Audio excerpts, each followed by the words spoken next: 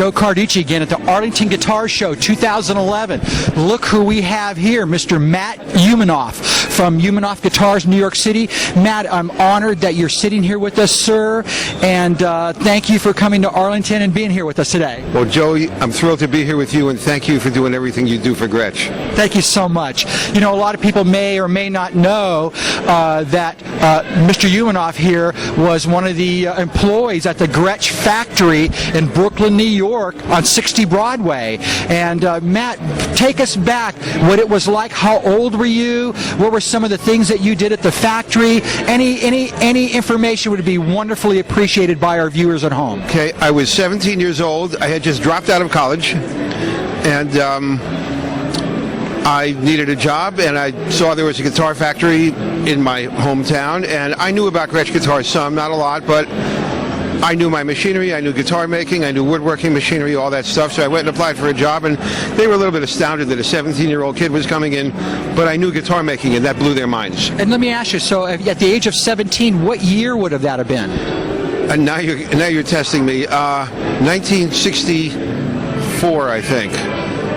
Yeah, 1964. 1964, so that would have been right about... 65, I don't know, something like that. Okay, 64, 65, so that was right after the Beatles played the Ed Sullivan Show. Yeah, it was Beatles time, and quite honestly, I was not quite into Beatles music yet, but I knew the Gretsch stuff. Oh, and so you were a guitar player. Were you playing in bands and doing that thing then? I had gotten all steamed up about bluegrass and country music when I was probably 12 or 13, and I've been building banjos and pulling apart Martin guitars and putting them back together. By the time I was 14 or 15 or so, I had already dismantled the Martin D28 and reassembled it. So, and built some banjo necks and all. So, I knew what I was doing there. So perhaps, again, let's go back to 60 Broadway at the Gretsch building, which still stands today, and it's a big 10-story condominiums now. But if you could tell us what the spirit was like as an employee there during that time period. Well, it was a factory like a lot of factories. It had a lot of really old machinery, a lot of equipment that went back to the 1930s. There were air lines overhead, air hose lines, for instance. I can remember rather than today, like you might have rechargeable battery-operated screwdrivers, there were air hoses on the ceiling, and each bench had a hose down with you put a different fitting. So if you were doing, let's say, a whole bunch of screws in a row for the 12 screws that would hold on the backs of tuning machines, you go buzz, buzz, buzz with this huge air-driven thing, and it was. Well, even then, it was pretty old school stuff. And so what were some of your duties at the factory at that time? Well, when I first went in, they saw that I knew about banjos, which they sort of knew that they were round, was about all they knew. And so they had me assembling them. And it wasn't long before they saw that I had those skills, rather than just, operating machinery to do heavy woodwork, which I could do also.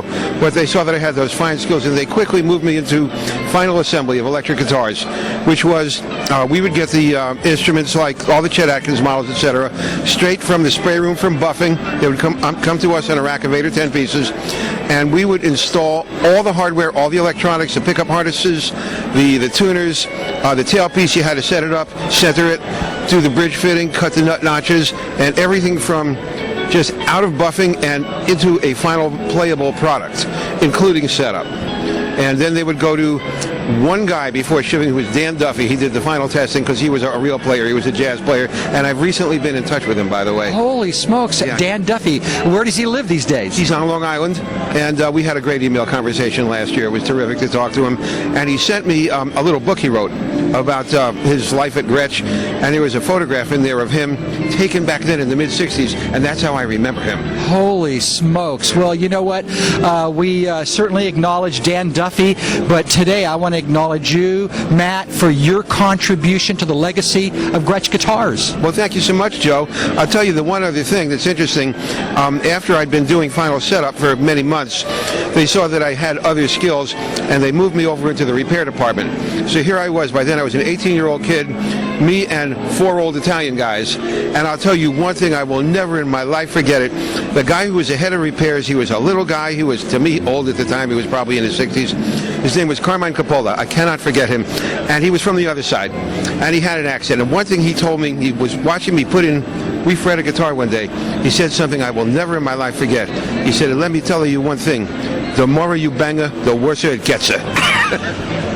I am quoting this from 1965. Certain things you don't forget. And you know what? It's something to this day. You go slow, you do it just right, you don't beat the hell out of anything. That's how you get it done. Well, how cool is that, ladies and gentlemen? Matt, thanks again for joining us, man. I love you. Thank you so much. Joe Carducci to Arlington Guitar Show 2011 with Matt Umanov. Cool, man. Peace out. Gretsch loves you. Thank you.